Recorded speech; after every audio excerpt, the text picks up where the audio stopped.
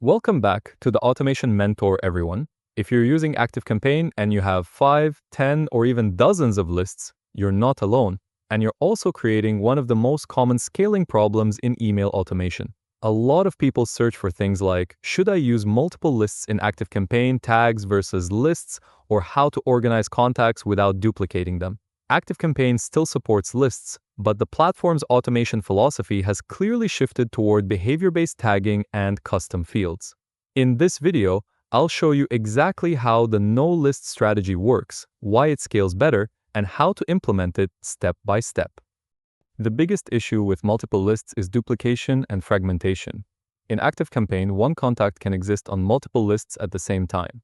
That means you manage their status in multiple places, risk emailing the same person twice, and create confusion around unsubscribes and engagement. As your account grows, this structure becomes harder to maintain and scale. That is why most experienced ActiveCampaign users now rely on one primary list and use tags and custom fields to describe everything else. The no-list strategy doesn't mean having no lists at all.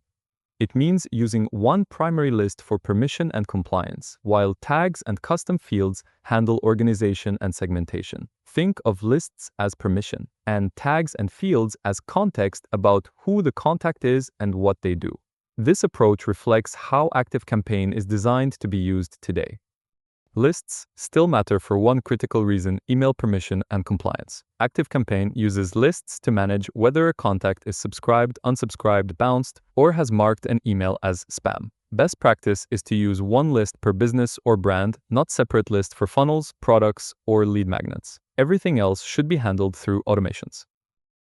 Next, we have tags, where the real power lives. Tags should represent actions someone took, what they're interested in, where they are in a journey, or what they completed or abandoned. Examples include became a customer, completed onboarding, downloaded a lead magnet, registered for a webinar, or visited pricing page. Tags are dynamic, flexible, and automation-friendly, allowing you to describe behavior without duplicating contacts across lists.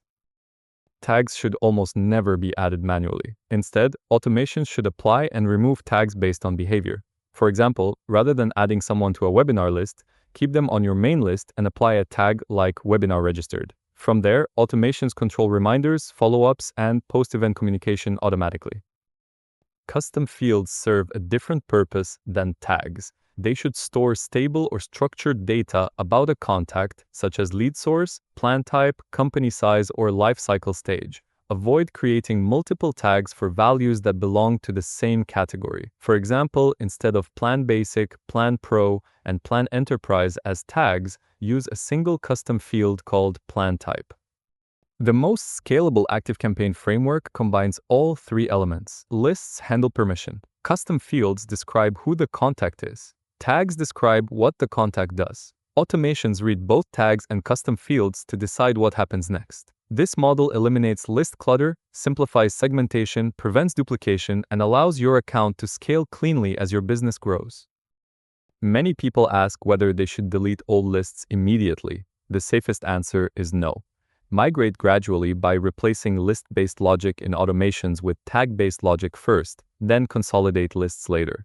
Another common question is whether campaigns can be sent using tags instead of lists. Yes, campaigns can target segments built from tags and custom fields, even when everyone is on a single list. Deliverability is not affected by using one list, as long as permission and engagement are handled correctly. To summarize, a clean and scalable ActiveCampaign setup follows a few simple rules. Use one list per business or brand. Apply and remove tags using automations. Store real data in custom fields. Build segments by combining tags and fields together. If your ActiveCampaign account feels messy or difficult to manage, the problem is usually too many lists, not your automations. Now you understand how the no-list strategy works and how to organize ActiveCampaign properly using tags and custom fields. This approach gives you better control, clearer segmentation, and a system that grows with your business.